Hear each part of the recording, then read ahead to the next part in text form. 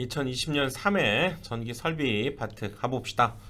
자, 81번은 KC 계정으로 삭제된 문제고요. 자, 82번 154 가공전선과 특고압이죠. 식물과의 최소 이것거리 구하는데, 자, 특고압의 기준이 되는 거 60kV죠. 60kV에서 식물과의 이격거리는 2m입니다. 그렇다면 60km를 초과할 때는 단수 계산을 해줘야죠. 여기에선 154기 때문에 154에서 기준이 되는 전압 60을 빼고요. 10으로 나눠야죠. 그것을 절상한다. 올림을 한다는 의미로 프라임 이렇게 붙이고요. 거기에 0.12를 곱하는 거죠. 그리고 원래 기준이 되었던 2m도 추가를 해야 되기 때문에 이걸 계산해 주면 됩니다. 그래서 여기 60을 빼면 이거 60 빼서 10으로 나누면 9.4가 되는데, 그것을 절상 올림을 하기 때문에 10이 되는 거죠. 그래서 0.12 이렇게 곱하니까 1.2에다가 2를 더하면 3.2가 되는 거죠. 자, 60일 때 2를 기준으로 단수 계산해야 된다는 거. 3.2m가 됩니다. 154 3.2 154 3.2. 다음 괄호 안에 들어갈 내용으로 옳은 것은 전기철도용 급전선이랑 전기철도용 어디로부터 다른 전기철도용 어디에 이르는 전선을 말하는가. 기억은 같은 것이 들어가네요. 그래서 당연히 급전선은 변전소로부터 와야죠. 변전소. 그래서 일단 답은 딱 3번이네요. 그래서 다른 또 변전소로 가거나 또는 전차선으로 가는 전선을 말하죠. 3번이 답입니다. 이건 용어에 대한 정의를 묻는 거죠. 3번. 84번 제1종 특고압 보안공사로 시설하는 전선로의 지지물로 사용할 수 없는 것은, 이거는 딱 봐도 가장 그렇죠? 힘이 약할 것 같은 목주가 답이 되는 거죠. 그래서 특고압 보안공사는 지지물의 비종 철주, 비동 철근 콘크리트주, 그다음에 철탑을 사용하는데 목주나 A종은 사용할 수가 없다는 거죠. 약한 거. 그래서 뭐 철탑이나 비종을 지금 하고 있고요. 목주 안 되는 거죠. 85번 저압 가공 인입선의 시설 시에 도로를 횡단해서 시설하는 경우 노면상의 높이는 몇 미터 이상이 돼야 되는가. 자, 가공 인입선 이렇게 도로를 우리가 횡단할 때, 그렇죠? 저압일 때는 5m죠. 5m. 고압일 때가 6m가 되고요. 철도는 무조건 6.5가 되죠. 그리고 횡단보도교 위는 저압 3, 고압은 3.5 이렇게 되고요. 일반 장소, 그 이외의 장소죠. 이걸 얘기하는데, 여기에서는 지금 저압이 도로를 횡단하는 이 가공 인입선이죠. 여기가 도로가 이렇게 있다는 거죠. 도로가 이렇게 있을 때 거기에서는 5m를 넘어야 된다, 그 얘기죠. 답은 3번이 되네요. 3번. 86번 기구 등의 전로의 절연 내력 시험에서 최대 사용 전압이 60V를 초과하는 기구 등의 전로로서 중성점 비접지식 B가 등장했죠. B는 몇 억짜리 빌딩을 샀다고요? 125억짜리 빌딩을 샀다고 그랬죠. 1.25배를 해야 되는 거죠.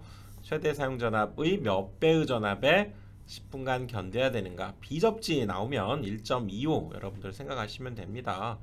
그렇죠? 여기에서 1.25배의 전압 비접지 나오면 생각해야 되고요. 자, 포인트가 되는 거 다시 한번 복습을 해보면, 이런 전로의 절연 내력에서 포인트가 되는 거 7kV죠. 이하일 때는 얼마? 1.5배고요. 7kV를 초과한다. 이게 포인트죠. 1.25배고, 또 다중접지, 그럼 다구리 0.92. 그래서 비접지 그러면 1.25 125억짜리 빌딩이 있고요. 그 다음에 접지식인 경우가 1.1배 이렇게 생각을 해야죠.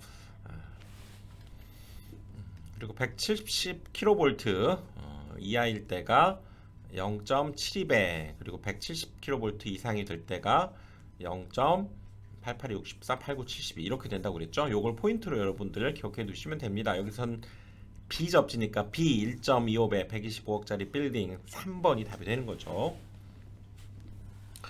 87번 저압 가공전선과 고압 가공전선을 동일 지지물에 시선하는 경우 저압 가공전선과 고압 가공전선의 이격거리, 이거는 지금 병행 설치를 의미하는 거죠. 이렇게 지지물이 있을 때 위로 고압이 이렇게 흘러가고요. 또 밑으로 이렇게 저압이 흘러갈 때 이 사이에 간격을 묻는 거죠. 얼마였습니까? 저압과 고압일 때는 기본적으로 0.5m가 되는 거죠. 이 격거리 0.5m 이상이 되어야 됩니다. 그리고 케이블을 만약에 사용한다고 한다면 그때에는 0.3으로 좀 줄어들 수 있죠. 여기에서는 그냥 저압 가공전선과 고압 가공전선이니까요. 0.5가 되고요. 케이블일 때 그때는 0.3으로 줄어들 수 있다는 거죠. 여기에서는 1번이 답이 됩니다. 88번 폭연성 분진이 많은 장소 저압 옥내 배선에 적합한 배선공사 이런 어떤 위험성이나 이런 것들을 다룰 때 가장 좋은 거 뭐라고 그랬습니까? 금속관이죠. 그래서 금캐 합 순서로 여러분들이 생각하시면 됩니다. 금, 캐, 합. 만약에 두 개 잡으라고 그러면 금캐가 되는 거고 하나만 잡으라고 하면 금속관이 되는 정도로 금속관이 이런 위험성에서는 가장 짱이 된다, 왕이 된다, 얘가 대빵이다 이렇게 여러분들 기억하셔야 됩니다. 그래서 폭발 가연이 가능한 그런 분진을 의미하는 거죠. 그래서 금속관 공사가 답이 됩니다. 금속관. 그래서 금속관 케이블 여기에서는 뭐 케이블이 없으니까요. 우선 금속관을 선택해 주면 되고요. 금캐합 기억을 해 두십시오. 1번이죠. 89번 절연 내력 시험은 전로와 대지 사이에 10분간 가해서 절연 내력 시험을 해서 견뎌야 된다. 최대 사용 전압이 22.9kg인 중성선 다중접지식 가공전선의 전로와 대지 사이에 절연 내력 시험은 얼마가 되는가? 자, 뭡니까? 다 나왔네요. 다구리 다 0.92배 이거 생각이 나요. 자꾸 반복을 해야 됩니다. 또 해봅시다.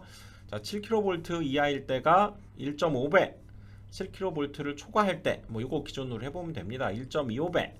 그리고 다중접지 다구리 0.92배.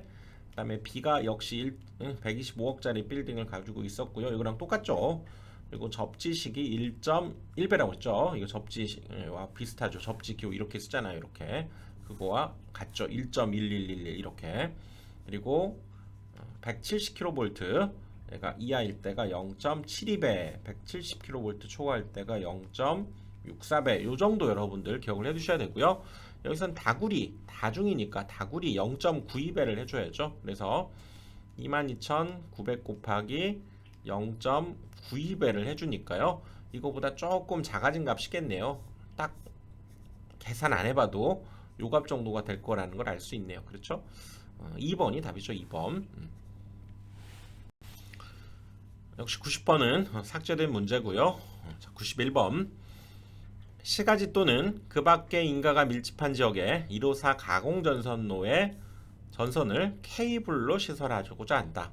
이때 가공전선을 지지하는 애자장치의 50% 충격성납 전압값이 그 전선에 근접한 다른 부분을 지지하는 애자장치 값의 몇 퍼센트 이상이 돼야 되는가? 이 문제도 사실 조금 디테일하기 어려운 문제인데요. 여기에서 보시면 일단 특고압 가공전선로에서 50% 충격성납 전압값이 그 전선에 근접한 다른 부분을 지지하는 애자장치 값의 110%인데 거기에 또 130kV를 초과한다면 105% 이상이 돼야 된다는 거죠. 그래서 이 문제가 이렇게 좀 너무 디테일하게 들어간 부분들이라 조금 어렵게 출제됐다 보시고요. 이런 문제는 어쩔 수 없습니다. 이런 문제를 통해서 하나 내가 익혀간다 이렇게 생각을 하시고요. 여기에서는 130kV를 초과하기 때문에 110이 아니라 얼마? 105% 3번이 답이 돼야 되는 거죠.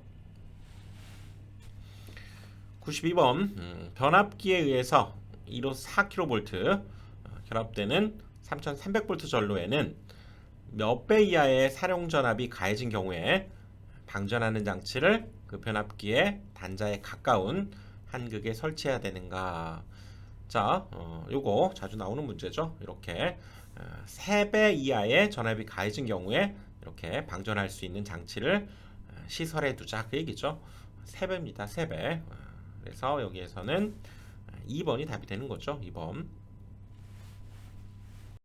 93번 고압 가공 전선으로 ACSR 강심 알루미늄 연선이죠. 강심 알루미늄 연선 사용할 때 안전율은 얼마 이상이 되는 이도로 시설해야 되는가 그랬죠. 자, 일단 여기 안전율 다시 한번 정리해 보면요. 1.332 우리가 이상시 상정 하중을 계산한 철탑의 기초가 되는 거고요. 1.5가 뭐였습니까? 안테나, 그렇죠? 안테나와 그다음에 케이블 트레이죠. 케이블 트레이 등장하면 1.5가 되고요. 2.0은 이제 기초가 되는 안전율이죠. 기본이 되는 안전율 2.0 이렇게 보시면 되고요. 철탑의 기본이 되는 안전율. 그다음에 2.2는 내열동 합금선, 그렇죠? 이런 것들이고요. 2.5가 바로 지선이죠. 지선. 2.5가 지선. 그리고 뭐 ACSR 이런 것들이죠. 그래서 여기에서는 ACSR 안전율 그러면 지선과 같습니다. 지선 2.5입니다. 2.5. 94번 발전기를 구동하는 풍차의 압유 장치의 유압, 압축 공기 장치의 공기압 또는 전동식 브레이크 제어 장치의 전원 전압이 현저히 저하한 경우 발전기를 자동적으로 전로로부터 차단하는 장치를 시설해야 되는 발전기 용량은 몇 킬로볼트 암페어인가 그랬죠. 이거 그거죠. 여기 풍차 나오는 거 보면 우리가 일단 여자친구랑 데이트를 갔는데 수차 얼마 주고 샀습니까? 500원 주고 사고요. 풍차 바람으로 만든 차는 얘보다 싸겠죠. 얼마? 100원 주고 사고 그다음에 추러스 2,000원에 샀죠. 추러스 2,000원에 사가지고 어디로 데이트를 갔습니까? 발전기 내부 견학 데이트로 갔는데 입장료가 얼마였습니까? 10,000원이죠. 10,000원. 10,000원이었고 갔다가 발전기 내부가 더웠죠. 그리고 최종적으로 증기탕으로 그렇죠? 놀러 갔죠. 얼마? 10,000원이죠. 이렇게 여러분들 수차, 풍차, 추러스 2,000원, 발전기 내부 10,000원, 증기탕 10,000원 이렇게 여러분들 기억을 하시면 되죠. 그러니까 여기에서 풍차의 압유장치 풍차 100원입니다. 100원. 즉 발전기 용량이 100kV 이상일 때 풍차 차단하는 장치를 시설해야 되죠. 요거 기억해야죠. 그래서 답은 1번이 되는 거죠. 여기 보시면 그쵸. 여기 얘기했던 대로 500원 수차, 100원 풍차, 2,000원 스러스트, 10,000원 발전기 내부, 또 10,000원 증기터빈 이렇게 여러분들 기억하시면 됩니다. 자동으로 전로로부터 차단하는 장치를 시설해야 되는 것 알죠? 1번이 답입니다. 95번 욕조나 샤워 시설이 있는 욕실 또는 화장실 등 인체가 물에 젖어 있는 상태에서 전기를 사용하는 장소에 콘센트를 시설하는 경우 적합한 누전 차단기 뭐였습니까? 일반적으로는 얘는 30mA에서 동작하는 거죠. 근데 우리 특별히 이렇게 욕실 인체 감전 보호용일 때에는 감도 전류가 얘는 15mA가 되죠. 그래서 둘에 이렇게 색으로도 구분합니다. 일반적인 것은 이렇게 인체 감전 보호용은 여기가 하늘색으로 되어 있죠. 파란색으로 되어 있죠. 그래서 전격 감도 전류가 15mA에 0.03초 이하의 전류 동작형이다. 이렇게 얘기할 수 있죠. 그래서 가보시면 15mA에 0.03 동일한데 전류 동작형, 전압 동작형 당연히 여기 전류죠. 전류. 그렇죠? 1번이 답이 됩니다. 96번 풀장용 수중 조명 등의 전기를 공급하기 위해서 사용되는 절연 변압기에 대한 설명으로 틀린 것은 물었네요. 자, 여기 다시 한번 봅시다. 수중 조명 등에서 절연 변압기 그래서 1차 측 전로의 사용 전압은 수중이기 때문에 낮아야 되겠죠. 1차 측은 400V 이하, 2차 측은 150V 이하고요. 2차 측 전로는 접지를 하면 안 된다는 거죠. 서로 절연을 유지하기 위해서 2차 측은 접지하지 않고요.